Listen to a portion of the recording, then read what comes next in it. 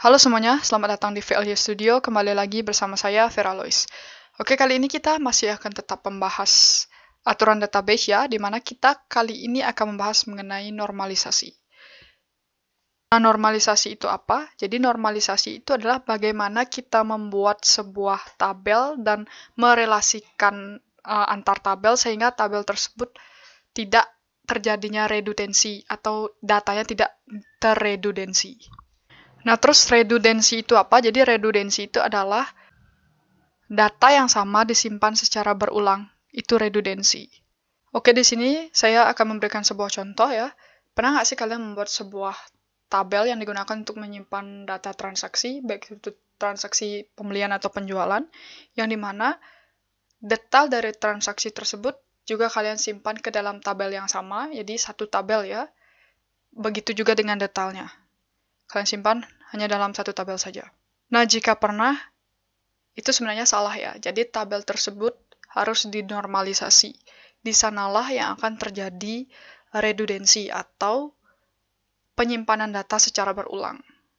Jadi misalnya ya, saya buat contohnya adalah invoice supplier. Jadi ini adalah pencatatan pembelian barang dari supplier yang dimana misalnya invoice 01 ada 3 buah barang yang dibeli. Kemudian misalnya kalau kita hanya membuat satu tabel untuk menyimpannya, maka invoice dengan nomor 01 itu, beserta tanggalnya, beserta distributornya, beserta deskripsinya, dan lain sebagainya, datanya yang lain, itu akan diulang sebanyak 3 kali, karena ada 3 barang yang dibeli, tetapi yang bedanya hanya barangnya saja. Jadi misalkan alat tulis, kemudian alat pel, dan alat medis gitu misalnya. Maka itu akan tersimpan di dalam satu tabel secara berulang yang membuat pembedanya adalah jenis barangnya, seperti itu. Nah, ini yang tidak boleh.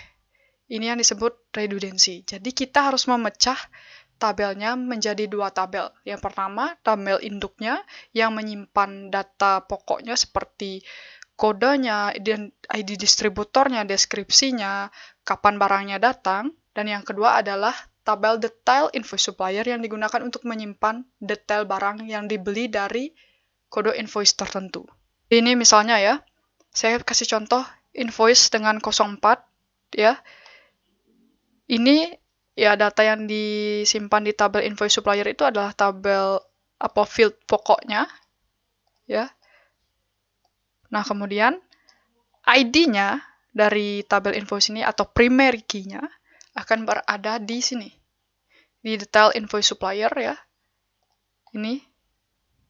Dia akan menjadi foreign key yang dimana detail dari kode invoice itu yang 04 itu akan ada di sini. Detail barang yang dibeli. Ada 2 ya. Ini kan tadi dia nomor invoice-nya atau ID-nya adalah 7. Kemudian akan menjadi foreign key di tabel detail. Ada 2 detail barangnya. Nah, dari proses tersebut, lahirlah sebuah relasi one-to-many, yaitu satu invoice bisa memiliki banyak detail. Jadi, nomor invoice-nya akan menjadi foreign key di dalam tabel invoice supplier. Jadi, one-to-many. Seperti itu. Nah, terus kalau kalian pikir, ya udah nggak apa-apa datanya berulang aja, Kak. Gitu kan ya. Nah, itu memang kalau misalkan penyimpanannya sedikit, ya masih sedikit data yang disimpan di dalam database, itu kinerjanya ya masih bagus sistem kalian. Tapi kalau misalkan nanti sudah banyak, ya, itu nanti database-nya lambat, program kalian juga lambat. Nah, kalau kalian buat seperti ini ya, ini kan yang disimpan itu hanya dalam bentuk angka.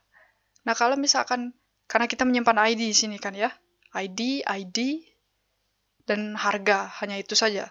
Nah, kalau misalkan kalian simpannya di sini, kan kita ada menginputkan sebuah varchar.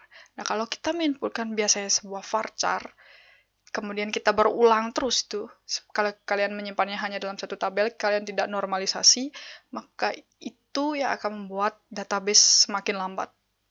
Jadi varchar itu sangat besar pengaruhnya di dalam database ya. Jadi kalau kalian membuat sebuah tipe data, kalian harus membuat lengthnya dengan tepat. Karena kalau misalkan nanti tidak tepat, memorinya akan kebuang. Dan it's just waste your money and time. So, sekian saja untuk normalisasi. Sebenarnya normalisasi itu ada banyak caranya. Kalian bisa search saja di internet. Ya, bukan hanya dengan menambahkan detail seperti ini. Jika kalian pikir di tabel kalian itu terjadi penyimpanan data yang sama secara berulang, itu sudah pasti tabel kalian belum dinormalisasi. Jadi kalian harus menormalisasinya.